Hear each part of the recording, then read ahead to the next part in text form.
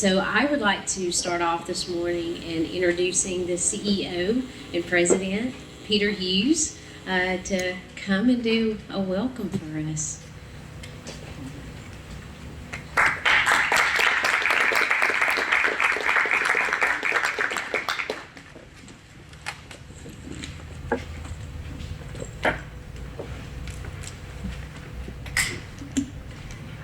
Gotta get my glasses on. Good morning, everyone. On behalf of the employee owners of Atlantic Track, I would like to welcome all of you here to our plant in Memphis, Tennessee. I would also like to acknowledge and thank each and every one of you for the support that you've given us and the opportunity to create our apprenticeship program here in Memphis. Atlantic Track has grown and invested substantially here in Memphis over the past 10 years. We have bought buildings, we've brought in new equipment, and recently we purchased the property across the street and are developing another 90,000 square feet of new manufacturing space, and we'll be moving in new equipment beginning in November or December of this year, and hope to be up and running in revenue production in March. For us, staffing, training, and developing new employees is critical for our success. This apprenticeship program that we have created here with your help has been a key resource for us in finding and developing those new employees who are going to operate all the equipment that we're putting here in the plant. We are very proud and honored to serve as an apprenticeship ambassador for the U.S. Department of Labor and for the state of Tennessee. This apprenticeship program, frankly, is a great program and is one that is working extremely well for us here at Atlantic Track. And we are very happy to share our experiences with you and with any employer who is interested in finding out more about the program. At this point, I'd like to recognize some special guests that we have here with us today. Mr. Steve Plale, Assistant Commissioner, Tennessee Department of Labor and Workforce. Steve, welcome.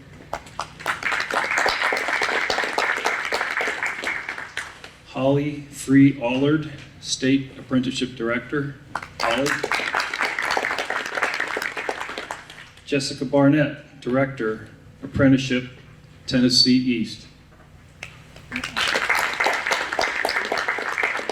Charlene Russell, Director, Apprenticeship Tennessee Middle. And Shalandra Shaw, Director, Apprenticeship Tennessee West. I'd also like to welcome Dr. Sabra Bledsoe, the Greater Memphis Regional Director. Welcome. We have several law enforcement officials here with us today, from Madison and Jackson. Please raise your hand. Thank you for coming. We appreciate your support. I'd like to welcome our dedicated partners from the Memphis and Shelby County Schools and Mid-South Workforce. They've just been great partners to work with. Please raise your hand. Thank you. And finally, I'd like to give a shout out to our own Angela Massey, who's on the panel here this morning. Angela has been our leader and our guide and our energy in putting together this apprenticeship program. Thank you, Angela.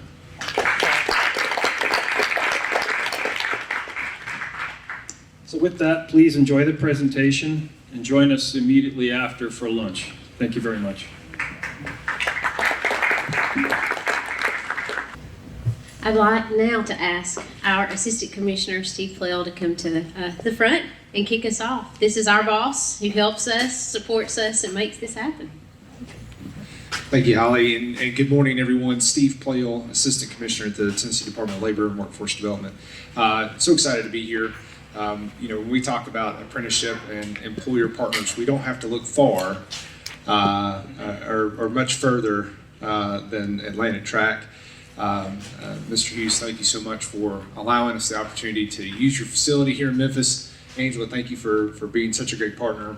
We're National Apprenticeship Week. This is our third event. This is our first event at an employer, and we're really excited to be here with you guys and to learn about what is happening in West Tennessee when we talk about apprenticeship.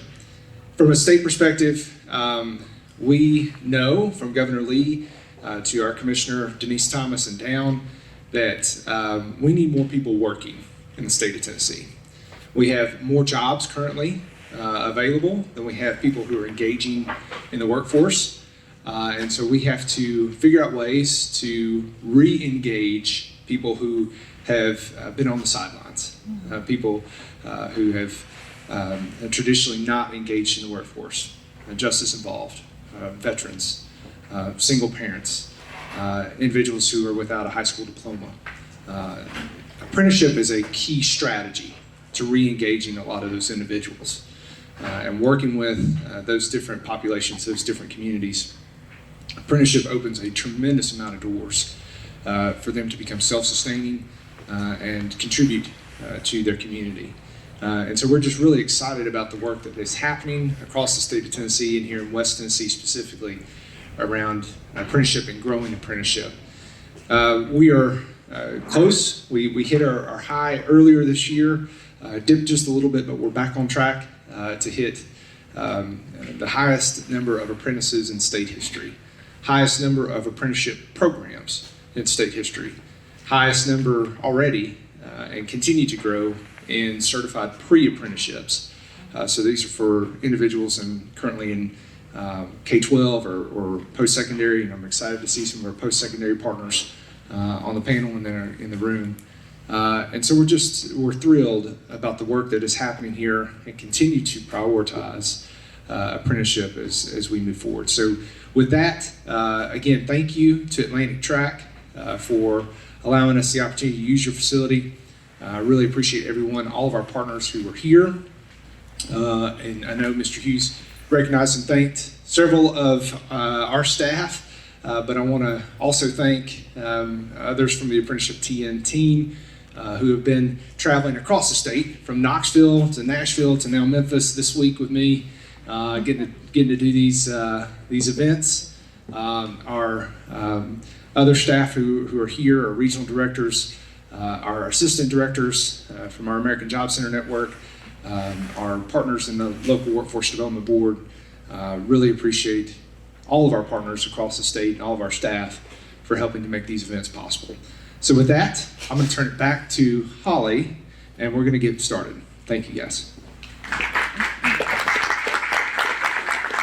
So I would like to introduce Shalandria Shaw.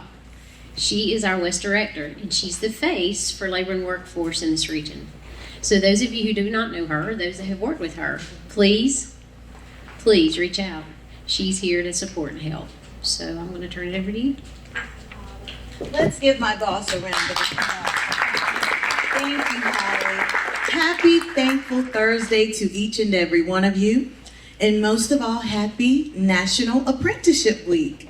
Isn't it a beautiful, crisp autumn morning in West Tennessee? What I like to call the best of Tennessee. So I'm glad to see you all here as we end our conferencing across the state. Our theme for the conference this year is building connections. And as professionals, you all know that your network is your net worth. And there's some research done on that. A Harvard Business Review article indicates that how much you make in time, energy, and money, which is good, is defined by who you know. So we want you to make connections today. And we have our experts here who are practitioners of registered apprenticeship programs. And we thank them for their time. Can we go ahead and give them a round of applause for sharing their registered apprenticeship journeys with us? And we actually have one of our panelists who was a registered apprentice himself. So I know you're excited to hear about that perspective as well. Thank you so much to the Atlantic Track family. Thank you again for being such gracious hosts. Again, the Apprenticeship Tennessee office, we're a statewide office, as you can see, under the direction of Governor Bill Lee, but we are powered by the Tennessee Workforce Development System. So we have agencies that work with us as well. So is there anyone from the Department of Human Services, TBR, Department of Corrections, Department of Education, ECD? Well, thank you all from other state agencies who have joined us. This is a collaborative effort. Our goal today is for you to build some valuable connections. We want you to have a successful registered apprenticeship program, a successful certified pre-apprenticeship program, not only programs that address your workforce needs, not only programs that increase your return on investment and your employee retention rate, but those that change the lives of Tennesseans. And we see it every day. We are so blessed to be a part of this work, and it takes each and every one of us. And most of all, we all want to do our part to increase the amount of Tennesseans that participate in our workforce system. We know that makes for better households, better communities, better regions, and a better Tennessee. So thank you again for being here. We're going to go ahead and get to our panel discussion. But I certainly want to remind everyone, I've been in this role for 1 year. So some of the partners may be very familiar with the West, with the Middle and East directors, because they really did come to the West and help raise awareness for apprenticeship when needed. So we have about 1,100 apprentices in West Tennessee. And that is all because of partnerships. Thank you for showing up. We don't have to worry about telling anyone to unmute. So I am thankful for that moment on today. We are here live in person. So again, good to see you all.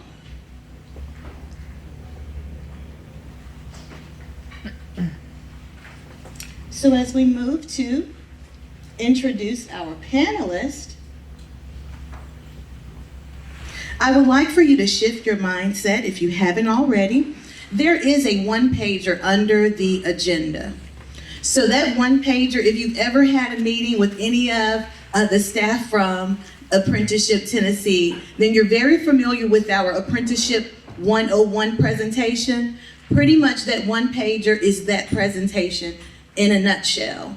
And so that business language that you use, it is vital that we have a common language when it comes to registered apprenticeships, including work-based learning opportunities. So that is your reference.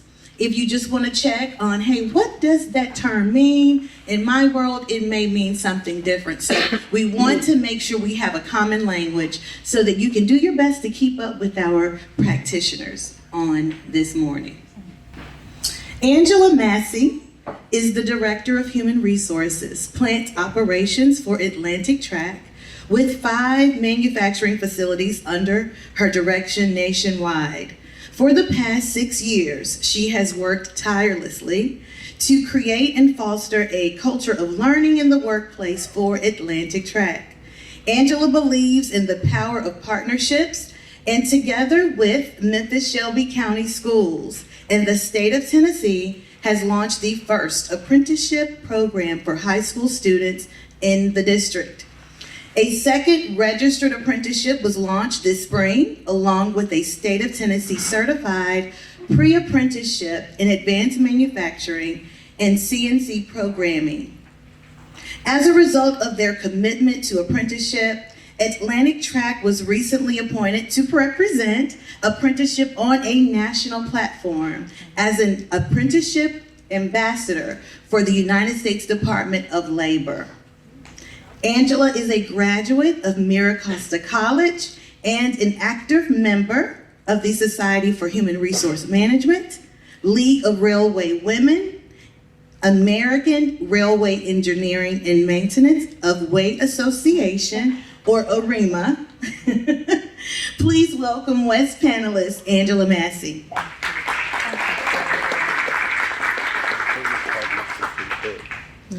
Bill Bradshaw is the sponsor of the Mid-South Independent Electrical Contractors Trade Association's Apprenticeship Program.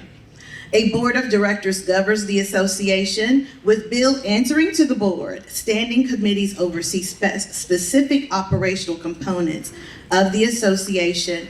The Apprenticeship and Training Committee has direct oversight of the apprenticeship school's operations. This is a 501c6 registered with the Tennessee Secretary of State.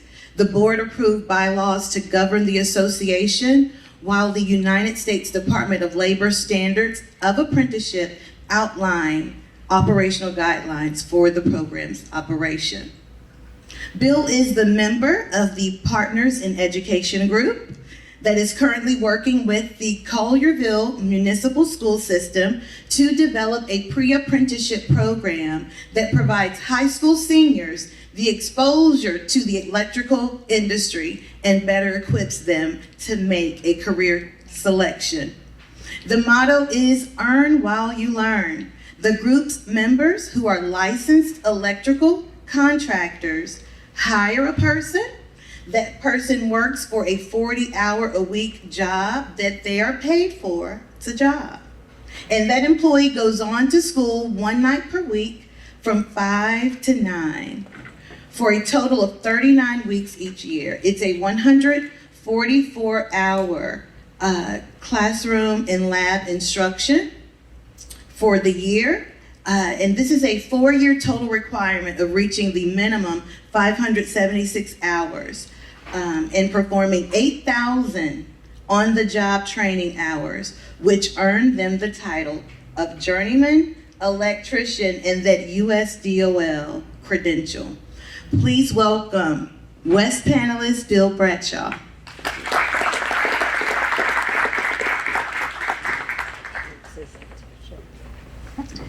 Heath McMillan is currently serving as the interim president of the Tennessee College of Applied Technology, Jackson, and executive vice president of the future Blue Oval City TCAT.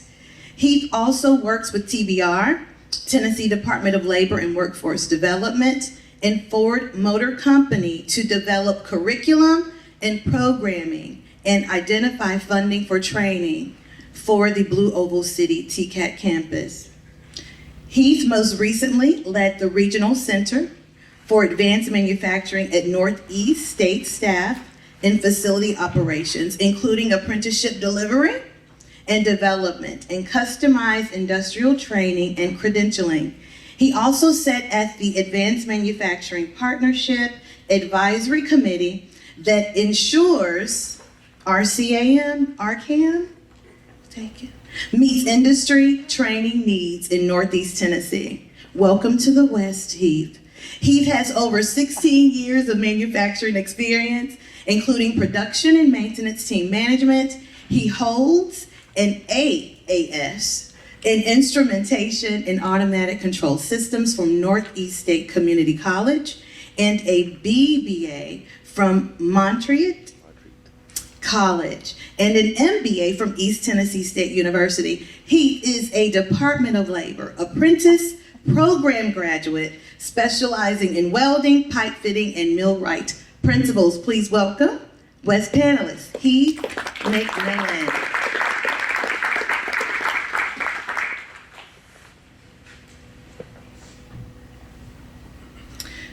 Panelist, beginning with Angela, please briefly tell us about the company organization you work for, and I know I did most of that for you, and your registered apprenticeship program. Good morning. Can you hear me? Well, clearly I work for Atlantic Track here in Memphis. Go West. We manufacture all things rail, so tracks, turnouts, anything that makes a train move or turn or switch, we manufacture those components. We currently have 2 registered apprenticeship programs, of which we're very proud of our success thus far and look forward to seeing the implementation of that nationwide. We have one in CNC machining and we have one in welding and machine operation. We also have a very successful pre-apprenticeship program with the state of Tennessee. We implemented last spring. We had 14 candidates we selected. Of those 14, we did them 7 at a time. Our classrooms weren't quite finished. The first 7 are now in the registered apprenticeship program, and they're on the OJL portion of their program. And then we have the second 7 that have lose about 50 hours left approximately to complete the pre-apprenticeship. So we also have just established a new pre-apprenticeship for CAD that our engineering team is going to oversee. So we're very excited about that program. It begins in January, and we will be bringing in 11 new students out of Southwind High School that are in the STEM 4, and they're all seniors. So we're really excited about the incoming pre-apprentices and the continued success of the existing apprentices. Thank you, Angela. Bill? I wish I could take credit for establishing our program, but it's been around for 30 years. The great testimony that our program has is right now the 52 contractors that are members, 7 graduates of our program own their own companies. So the idea is that, and it's been a theme that we talked to the first year when they came in, be an electrician. This is what you can define where you're happy. If you're hungry and you desire to learn and achieve more, you have all the capability, because being an electrician, technology is changing so fast. I said there was a contract, one of our contractors did work at St. Jude, and on bid day it was a certain price, but with the technological changes and lighting controls and lights and LEDs, before the project was designed, they added another $19 million to work it. It's a great career opportunity. Currently we have 200 apprentices that are in the program. I am not an electrician. I was hired by the board because I'm kind of a people guy. I grew up in the Army and also with some iron workers, so I understood construction. I understood what training means. And the reality is, right now we have 200 young men and women that are in the program. I say young. I got one of our apprentices is 46 years old. He worked 14 years in flooring business, and he said, you know, I got to do something that's consistent. COVID never had an impact on our business. Everybody that stayed home needed new lights and sockets and computer lines and and ceiling fans. Things have been very, very busy for him, and it's just every day I get up and my goal is to make life a little bit better. So that's one of my big things. And I see Clovis and I, he's with the IBEW, so we're the merit shop. He's with the IBEW. We work very hard at trying to get the message out to high schoolers. We constantly are reaching out to the career. You know, used to be, I hated it because I thought that counselors were being evaluated on how many kids went to college. Well, we go out there now trying to blow up that myth, because college is not for everyone, and the cost of college is crazy.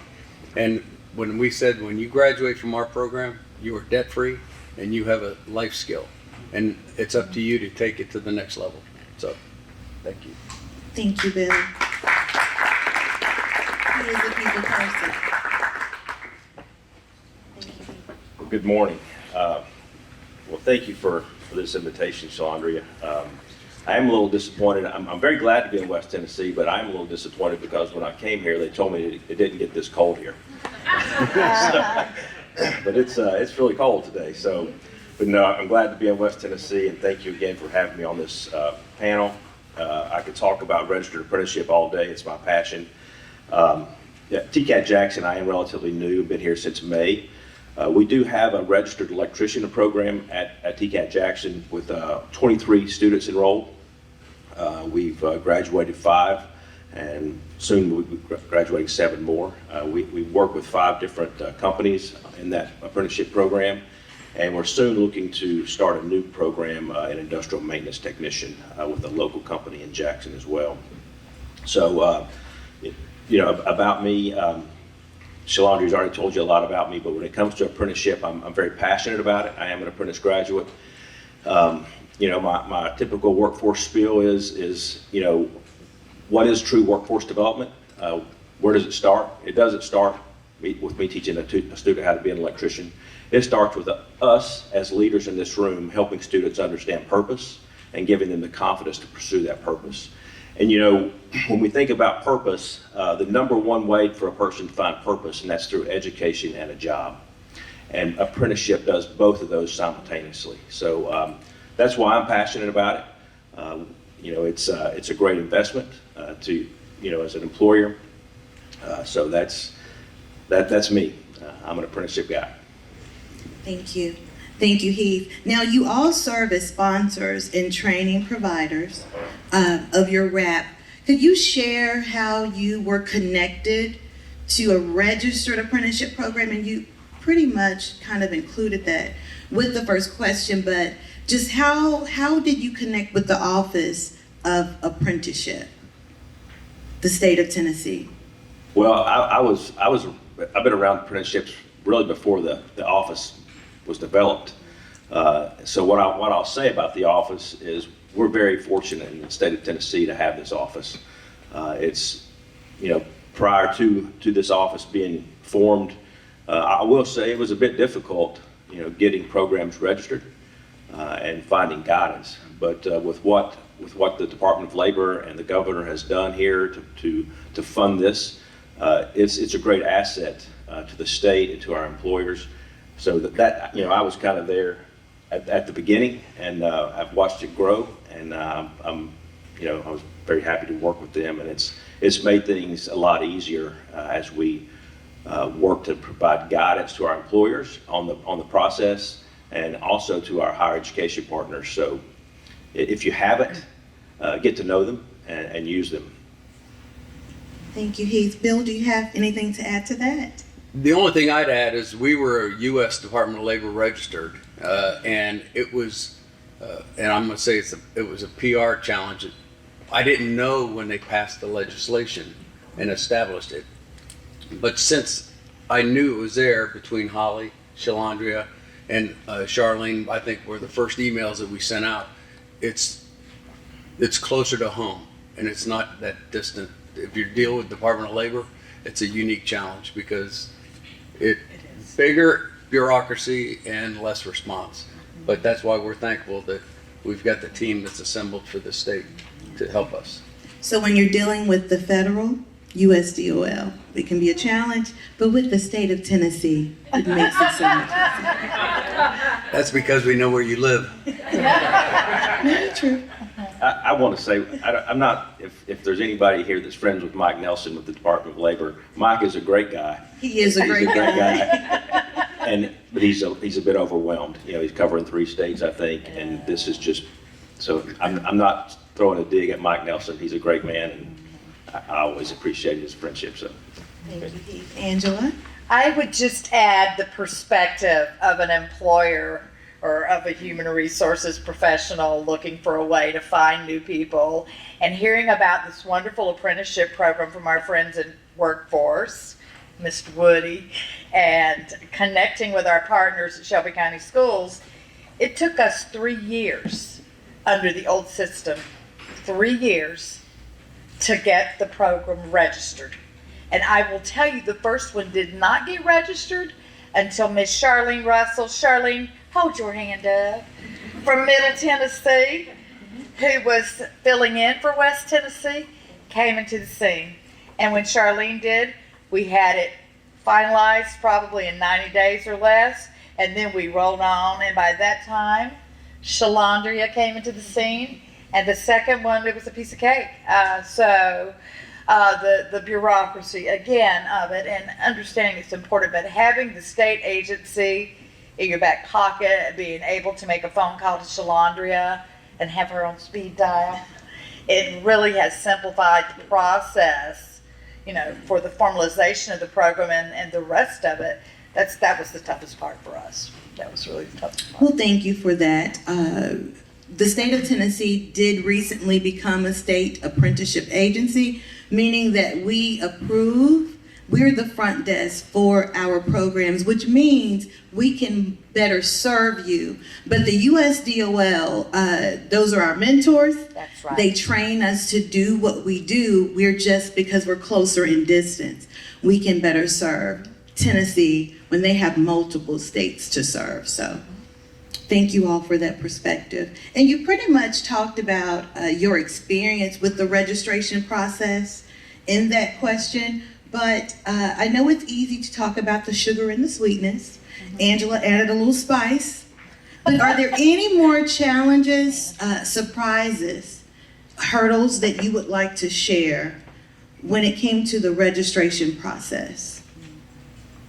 I'll say one thing as a watch out. When you think about apprenticeship, it can be the most sustainable workforce development model. I think it is the most sustainable workforce development model in the world. But why that is as you develop that program is to ensure that your OJT matches what you need for your company.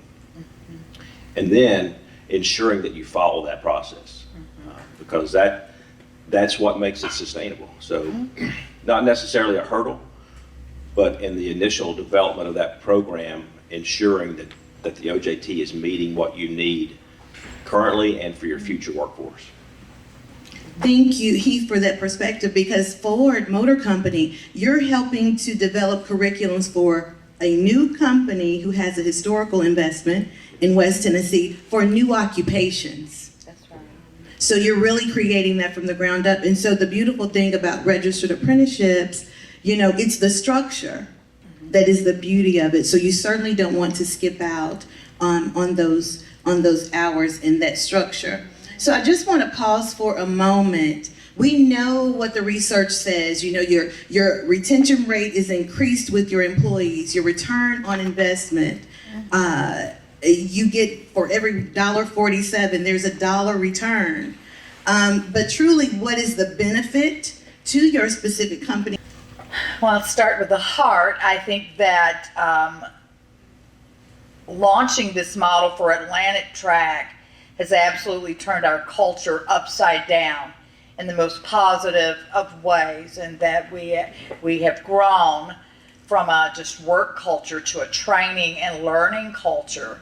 And what we're beginning to see, our first apprenticeship's about a year old now, we're beginning to see the spirit of reciprocity because the apprentices are graduating and becoming journey workers. And we see them helping to facilitate and mentor the new batch. So I would say, to me, that is the greatest thing. I'm a people person. Obviously, we're looking at our ROI and our outcomes on a 5-year model, and I believe they're going to pan out to exactly what we know the research says. So for me, I would say the advantage has been the culture shift across the company, really. With our association, it's an employer association, and what I think the evolution has been that I've seen, let's just say that Bill Electric slows down. Bill Electric would typically have laid somebody off. But because the association has matured, they'll send me an email, say, Bill, I've got 2 apprentices and 2 journeymen I can loan out. So they'll never get laid off, very rarely, unless they've done something that would be worthy of some disciplinary action. And then I will send that out to the other 51 members saying, we have a member. So they do a manpower loaning. There's an agreement between the employers so they don't have to lay them off, because most of our company, we have several companies that are over 60 over 100 field employees, but we have probably 20 that are between 10 and 20. And when you're in a small company, when you value somebody's contribution to the team, you're more family than you are a very benign big organization that's willing to cut somebody and send them away. So that's one of the things. If an apprentice is in the program and they get laid off, they come to us, and maybe some companies just don't have the capability to loan them, or they might have had a rules infraction. So we do have a system in place that says, hey, you were laid off because you do a no call, no show. So how are you going to improve it? So we actually mentor the apprentices who may not really quite understand. This is kind of a new experience for them.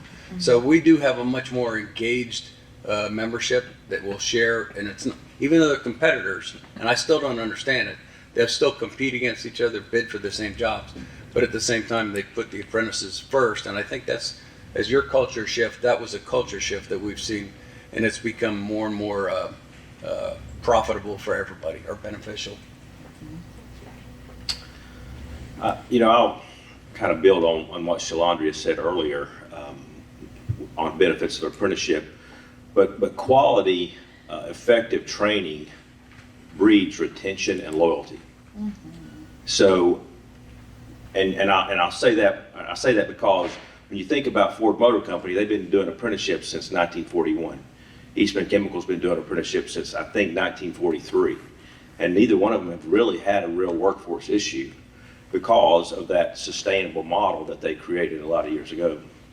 So, the benefits, Shalandria talked about one, for every dollar you invest, there's $1.47, I think, coming back. I think that's the number. But, so that's, I think the numbers speak for themselves.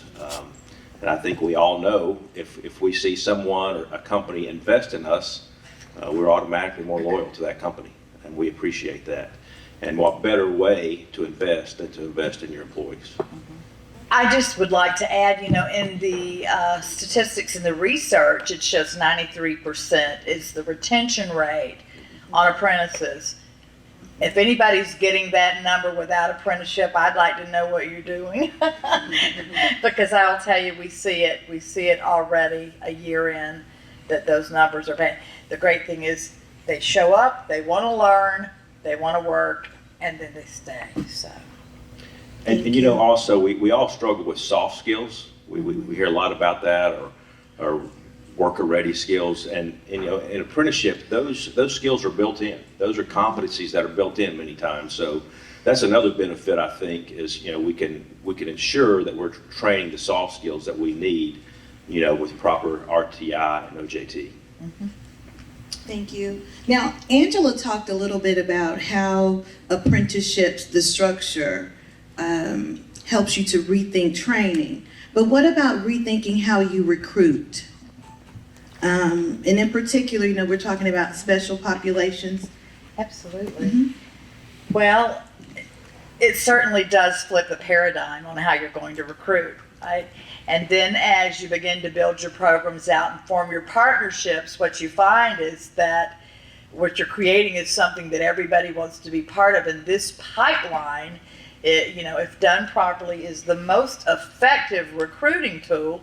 You have people, you're in the schools, you're around young people, you're in the community college.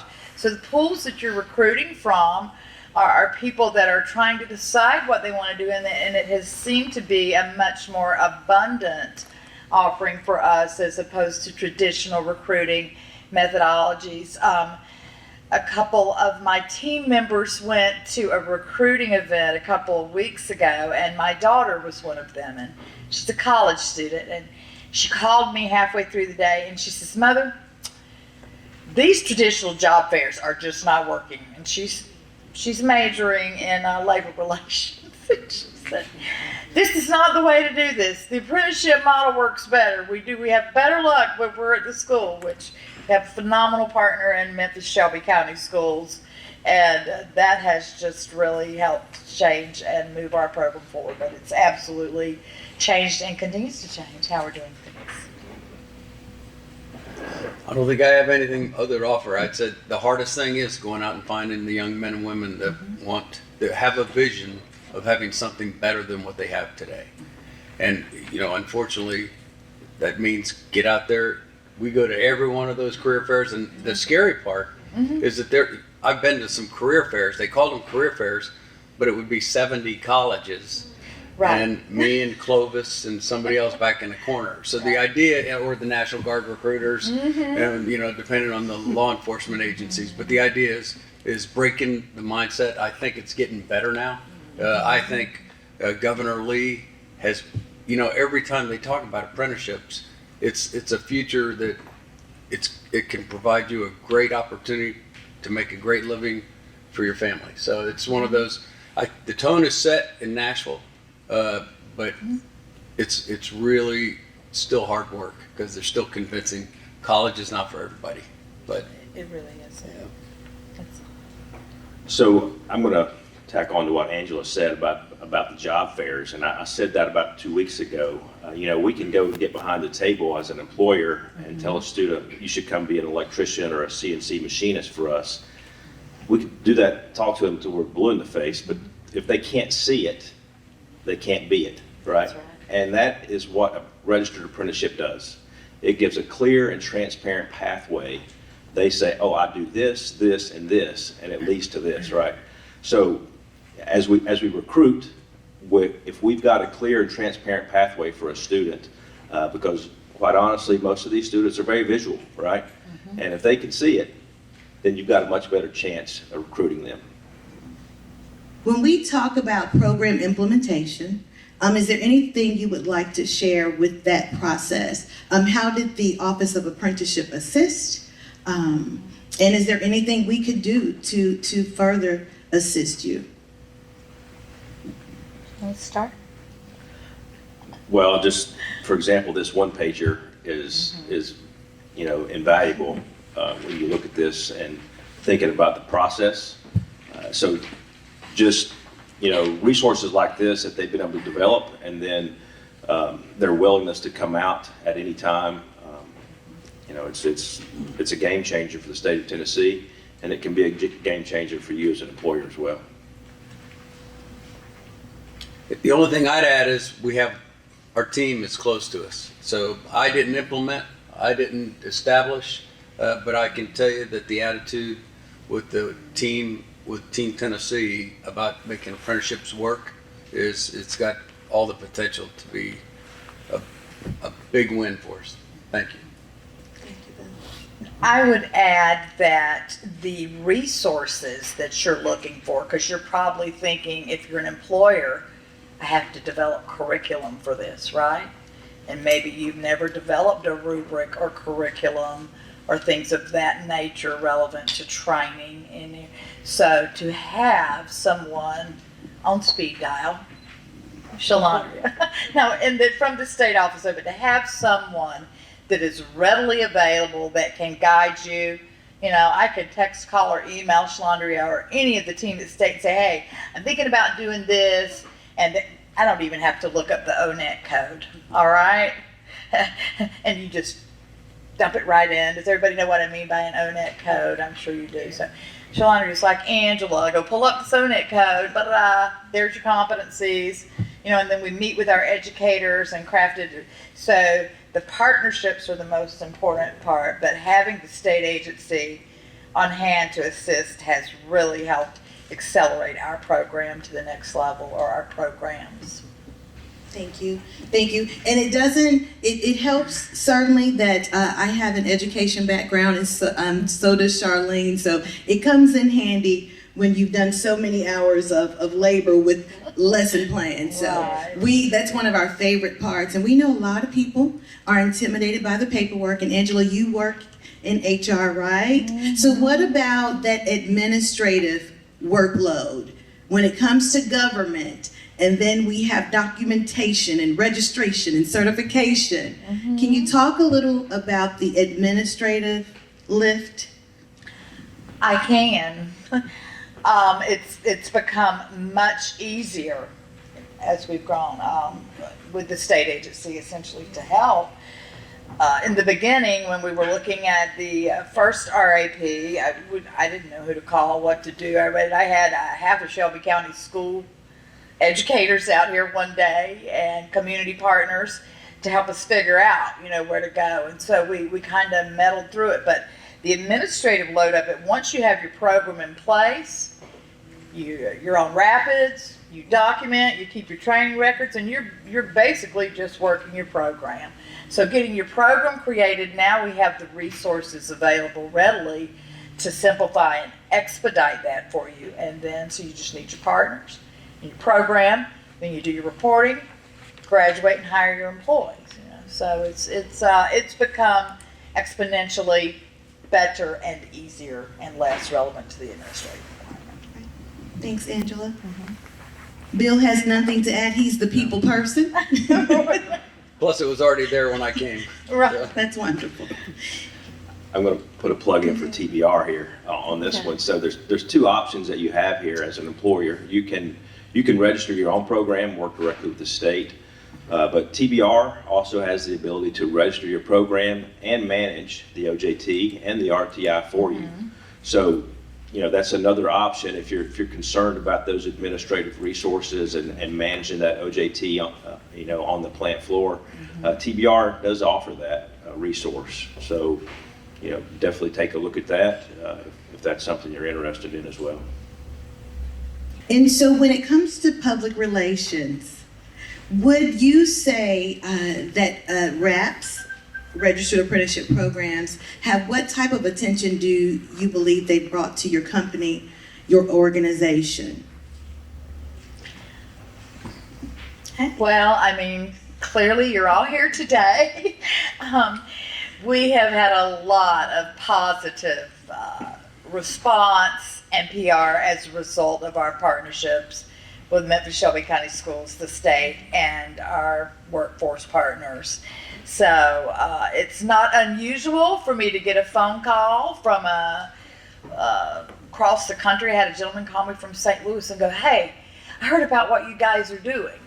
So it's apprenticeship's really a hot topic at the state and national level now, but more importantly, it is a lasting program that can bring very positive energy to your business and public relations as well. I'd add on my experience at these career fairs that when the school does them like the 4 to 6 p.m., we did one in Brighton. I was amazed at the number of parents that are there. And so when the parents hear registered apprenticeship program, immediately the antennas are up, and now there's this legitimacy that, this is potentially an opportunity for my child to have an opportunity to have a great career. So at least as a selling point, I see more and more parents are involved, engaged in these career fairs, and when they hear it, there's this air of legitimacy because they know it's the record the things that you have to do, it's an open book. I can tell you what's their grades, how many classes they missed, and every year one of the things that was integrated in the last few years is at the end of that year we send an evaluation form to the employer, and they fill it out to tell us if there's one aspect that this individual's professional development has expanded his knowledge, is that then we have to take it to the instructors and we sit down and talk about maybe we should reorient something or reemphasize something that's in addition to the published curriculum. Yeah, I think for TBR, it's helped employers know that we're flexible and that we can work with them and implement programs specifically for their company. And then, back to my opening statement, when it brings purpose, education, and a job all together. So. Thank you for that. And for the last question, in 30 seconds or less, what advice would you give to someone who is considering establishing a registered apprenticeship program? And we will begin with Angela. Partners. You need partners in education. You need partners in workforce. If you're going to do it yourself, you're going to need strong partners that know how to work the system and to help you get through that. So the greatest successes we've had have been as a result of, well, first of all, the children, but secondly, and more importantly, even our partners. So partners. I think when you're going to develop an apprenticeship program, there's no set way to do it. I know that our program is you work during the day and you go to school at night. I've seen other programs where one day a week is dedicated to classroom instruction, but the idea is that there's no perfect model and anything can adapt to the work environment and things that you have going on within your own companies. I'm not sure I could say it better than Angela, but partnerships are the key. But as a business, some of the things that you're really concerned about, that's your return on your investment, you're concerned about sustainability, and you're concerned about safety. And apprenticeship brings all of those and strengthens all of those for your business. Great job, less than 30 seconds. So partnerships, flexibility, meeting the needs of the employer, it's not rigid at all. And again, partnerships. And so the theme of our morning, building connections. Angela, Bill, and Heath, thank you so very much for sharing your registered apprenticeship journeys with us today. Can we give them another round of applause before we get into our Q&A? Holly is going to man the mic so that we may reach you. So we're just going to get into the Q&A. If you have a question, simply raise your hand and she will come to you. Hello, everyone. Thank you all so much. Thank you, Shalandria, for inviting me. My name is Brittany Patton. I work for the Center for Employment Opportunity. And so I am a firm believer in apprenticeship and what it can do for individuals. And today you guys have done an amazing job showcasing what you all do for the up and coming workforce. But we do have an underrepresented and underserved population of individuals that are trying to re-enter into the workforce as well. So my question is, for those that have been just as involved, is there any benefits for the apprenticeship for those individuals? And then what can they do to get involved with these apprenticeships as well? Is that an opportunity for them? That's a really great question. And I will tell you that by the nature of its design, the apprenticeships and Atlantic Track we are affirmative action, vets, reentry, women, everyone. So every individual that has a desire to do their best, learn, and work, we are certainly going to talk to them and give them an opportunity. We're not going to just randomly exclude any group as an employer. So I think it was a very good question. Yeah, I think also what she was talking about, it starts with us helping the employers with a mindset shift and understanding that these justice involved folks, have they paid their debt or not? Right.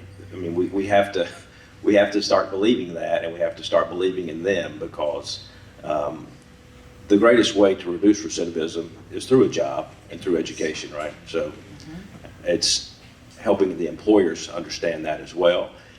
And there's some great examples of employers that have done that and been successful, and we need to tell that story. Correct.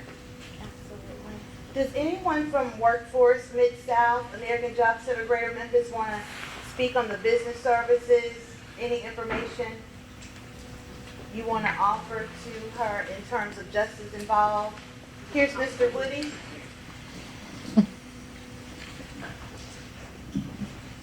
Good morning, everyone. My name is Roderick Woody. I'm the business solutions manager with the American Job Centers. I kind of twisted it a little bit.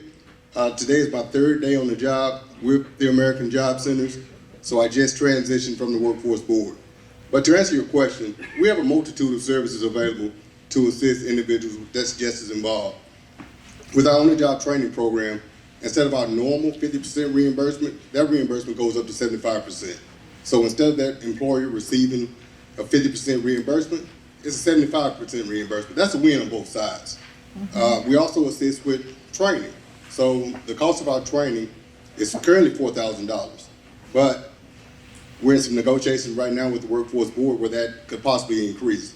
So the cost that's associated with the related training instruction, that could possibly be covered through the American Job Centers. So it's twofold. You have one with on-the-job training that could be reimbursed to that employer, and two, the cost related to the training could also be covered, and then we also provide supportive services. So if tools, safety equipment like boots, hard hats, all that could be covered by our services that's provided under the umbrella of the American Job Centers.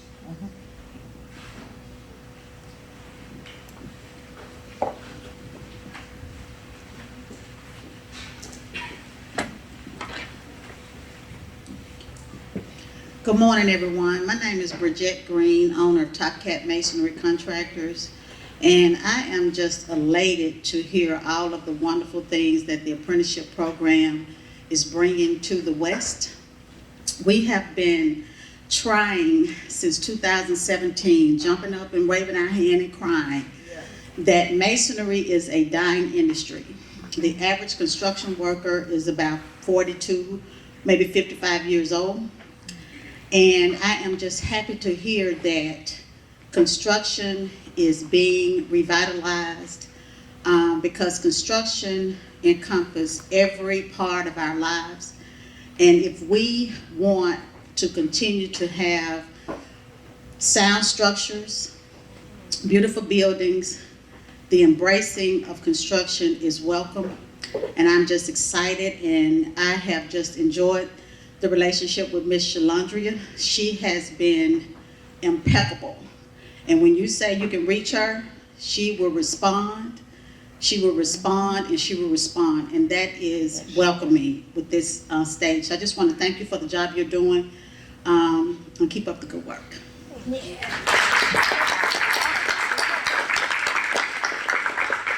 Other questions?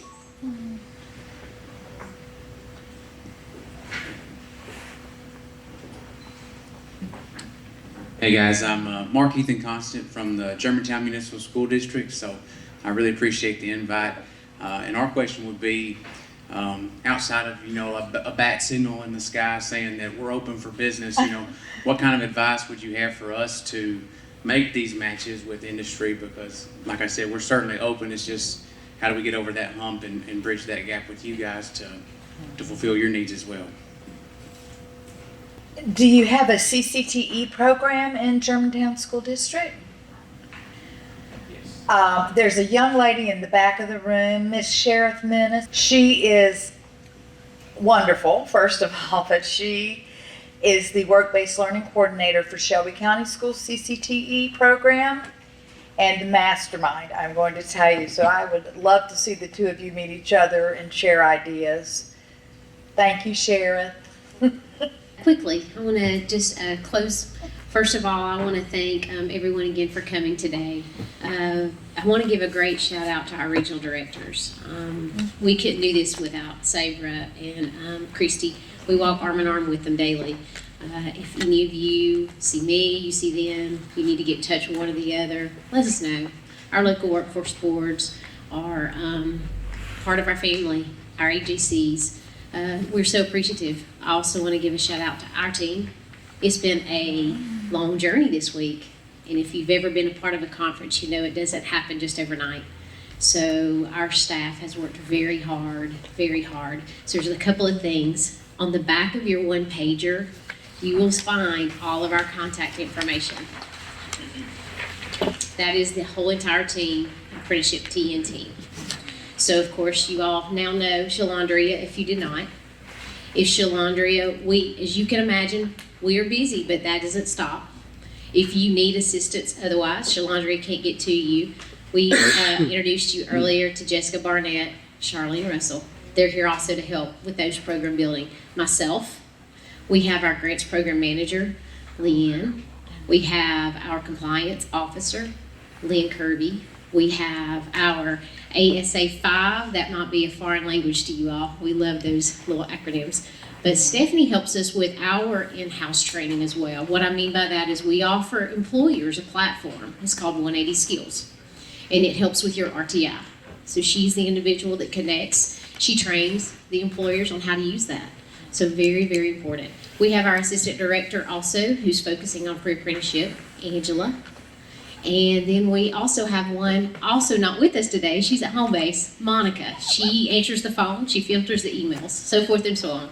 So thank you for my team, our team, for doing this today. And